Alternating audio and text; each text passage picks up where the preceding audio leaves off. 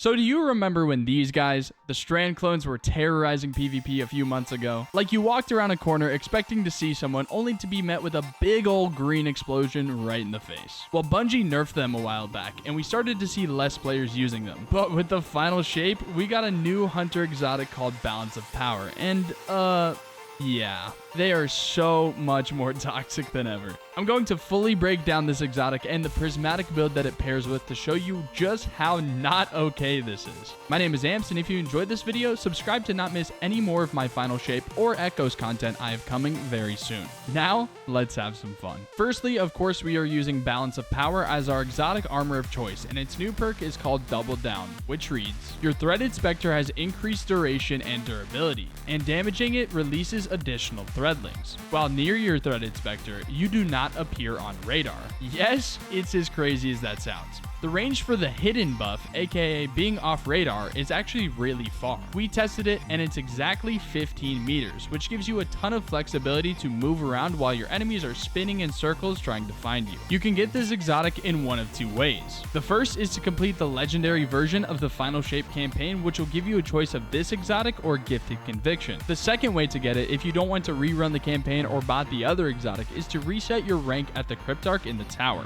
This will unlock tier 3 exotic focusing and let you unlock all of the new exotics for every character. Now, the four main themes we're going to focus on in this build are: number 1, radar manipulation; number 2, elemental buffs; number 3, healing; and number 4, class ability regeneration. Everything here we will focus around looping those four together. So let's start in the Prismatic subclass. The first aspect is, of course, Threaded Spectre, which spawns the clone when we use our class ability. The second one is the stasis aspect on Prismatic for hunters called Winter's Shroud, which simply says dodging slows nearby enemies. You can already imagine with these two aspects the sheer terror on someone's face when they walk up to you and you basically drop a massive green bomb in their face, and it will also slow them, making it so they can't even run or jump away from it. But it only gets more wild from here. We're going to then use the Duskfield Stasis Grenade, which also slows targets inside of it. Now, if we throw a Duskfield and trap someone inside of it, dodging next to them will almost instantly freeze them in place. And then, of course, the Strand clone will do the rest. For our melee, we're actually going to choose the Void Snare Bomb for one main reason. It makes pings on the enemy's radar. So if we're sort of near our clone and then we also throw a smoke somewhere nearby, it gets really funny because the enemy will see two radar pings on their map, the smoke and the clone, but neither of them will actually be us. The class ability we're going to choose is Marksman Dodge, aka Reload Dodge, because it simply has the shortest cooldown. The free reload is also very nice to have and will work perfectly with part of our build later.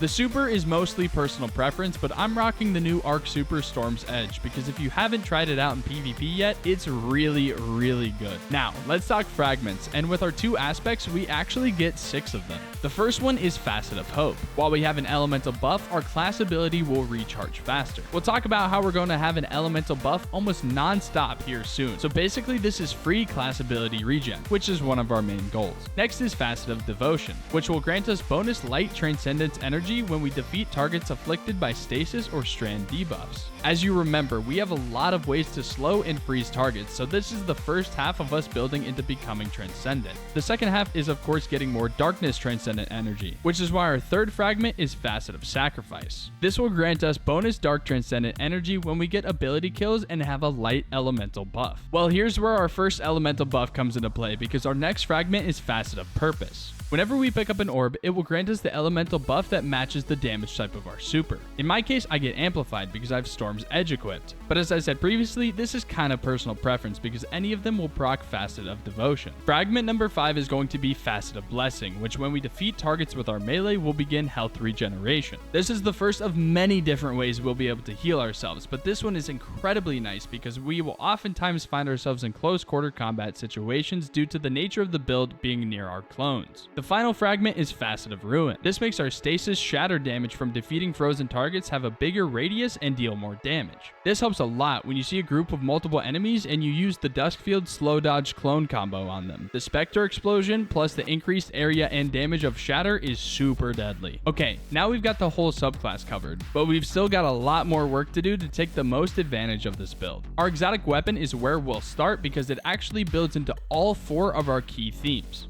The weapon of choice will be Rat King. It finds itself in a lot of different toxic builds, and for good reason. Its exotic perk is called Vermin and reads, reloading immediately after a kill grants a brief period of invisibility. This is the second way we will be getting an elemental buff, which is one of our 4 objectives. And with Facet of Hope, it will make our class ability recharge faster. But it gets even better, because it also heals. Its catalyst improves aim assist and recoil direction by default, but it will also refresh our health when we go invis with Vermin. Now we have doubled or tripled down on everything we're trying to do, but we're not done perfecting it yet. We can make it even better with the right mods. Starting with our cloak, you're going to want to run the mod called Reaper. This will create an orb of power for us whenever we get a kill after using our dodge. We're about to do a lot more with orbs, so this is vital to have. Next, run Powerful Attraction, which picks up any nearby orb when you use your class ability. I then use Bomber to get my grenade back faster. On the boots, I use Recuperation and Better already, so every time we pick up an orb, we get even more healing. I then use Insulation to get class ability energy back for every orb pickup as well. On the chest piece, use whatever unflinching mods match the weapons you're using. There's not much else that can really help us here. For arms, use Bolstering Detonation to get class ability energy whenever you damage targets with your Dusk Field. You can either run 2 copies of this, or I opt to use a reload mod for Rat King. Finally, on the helmet, I use the new mod In-Flight Compensator to boost the airborne effectiveness of all of my weapons, as well as 2 targeting mods. Now, the last thing we need to make this build perfect is the artifact. Use Radiant Orbs so you will get Radiant on every orb pickup, which counts as an elemental buff and gives you a weapon damage bonus. Next, use Shield Crush, which while we're amplified or radiant, our grenade will recharge faster and deal more damage. Next, use Void Hegemony, which will grant us Void Overshield when we defeat weakened targets. This is perfect because our Smoke Bomb weakens enemies. And if you're using a Void Energy weapon to pair with Rat King, use Expanding Abyss, which makes Void sources deal more damage to weakened targets. Finally, use Elemental Siphon to generate an Ionic Trace, which gives us ability energy when getting rapid kinetic or arc weapon kills. Well, as you can see, this is quite the build I put together. And to be honest with you, I hope I never come across somebody using it against me in PvP. Constant radar manipulation, healing, dodges, slowing, thread links, amplified, radiant. Yeah, it does everything. Try this out for yourself and let me know how many hate messages you get while using it. If you want more content just like this from me, consider subscribing to not miss any more. Let me know down in the comment section what are some other builds, weapons, or exotics you've been loving since the final shape came out. Or if there's anything you've seen in Echo so far that you want a breakdown of, I'll be looking to cover some of your suggestions soon. But that does it for me here. Thank you so much for watching till the end. I hope you have a great day, and I'll see you next time.